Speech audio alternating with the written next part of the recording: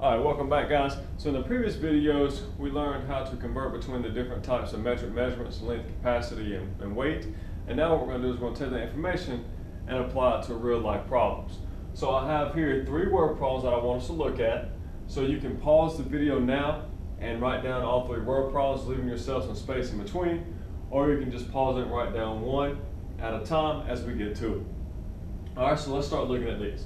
So here we have the ground turkey is on sale for $8.99 per kilogram. Jake bought 350 grams of the turkey. How much did he pay to the nearest cent? So we're given the price of the ground turkey per kilogram, but we were told that he bought it in terms of just grams.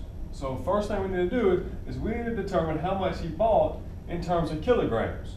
So I'm going to take this 350 grams and I want to convert that to kilograms. Alright, well if we're here, remember grams, that was our basic unit of weight. So in order to get the kilo, we have to go 1, 2, 3 places to the left. So I'll take my decimal and I go 1, 2, 3 places to the left. And so I get 0.35 kilograms. Alright, so he bought 0.35 kilograms ground turkey.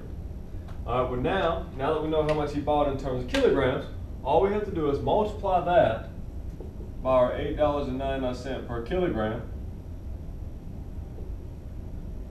and that'll tell us how much he paid. So we get $8.99 times 0.35. That gives me $3.1465. But remember, because we're talking about money, we always round to that nearest cent, the nearest penny. So if we do that, that gives me $3.15. Remember, the 6 here rounds the 4 up to a 5. Alright, good. Alright, the next problem, it says Olivia has 2.6 meters of lace. How many centimeters of lace can she use to trim each of 6 hair ornaments? We want to round our answer to the nearest 10. Alright, well again, if you notice here, we're given the amount of lace she has in terms of meters, but we need to answer the question in terms of centimeters. So the first thing we need to do is convert this 2.6 meters to centimeters. Alright, back over here to our conversion line. Meters is our basic unit, and to get to centimeters, we have to go 2 places to the right.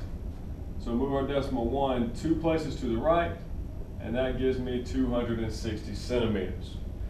So she has a total of 260 centimeters of lace. And now what she's going to do is she's going to divide that up between the 6 hair ornaments evenly. So all we have to do is take our 260 centimeters and divide that by the 6 hair ornaments. 260 divided by the 6, that gives me 43.333 repeat. Alright, well it tells us all we have to do is round our answer to the nearest tenth. So round this to the nearest tenth, we get 43.3. So to answer the question, she can use 43.3 centimeters, don't forget your units, centimeters of lace for each hair ornament. Alright, very good. And now the last one. It tells us Reuben measured a board and found that the length was 3 meters plus an additional 5 centimeters. He cut off a piece measuring 1 meter and 40 centimeters for a shelf. We want to find the length in terms of meters of the remaining piece of the board. So since our answer needs to be strictly in terms of meters, we need to turn these measurements up here strictly in terms of meters. Alright, so first I have 3 meters plus 5 centimeters. Well, this is already in terms of meters, so it's good. Well, now in order to convert centimeters into meters, we have to go 2 places to the left. So 2 places to the left, that gives me 0.05 meters. Add those two together, and we get 3.05 meters. Alright, so that's our first measurement in terms of meters. Now we have to do the second one. So we get 1 meter plus 40 centimeters. Again, this first value is already in terms of meters, so it's good. To convert the centimeters we just move our decimal place twice to the left, 1, 2, and so we get, let's write it down here so there's no confusion, 1 meter plus Now this right here turns into 0.4 meters. Adding that together, we get 1.4 meters. So this is how much board he started with in terms of meters.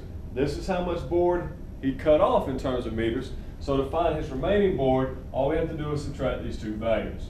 So 3.05 meters minus 1.4 meters. If you want to plug in a 0 here, you can. Subtract these two down, and we get his remaining board of 1.65, don't forget your units, of meters. All right, very good. If you need to rewatch the video or pause it in order to understand the work problems, that's fine.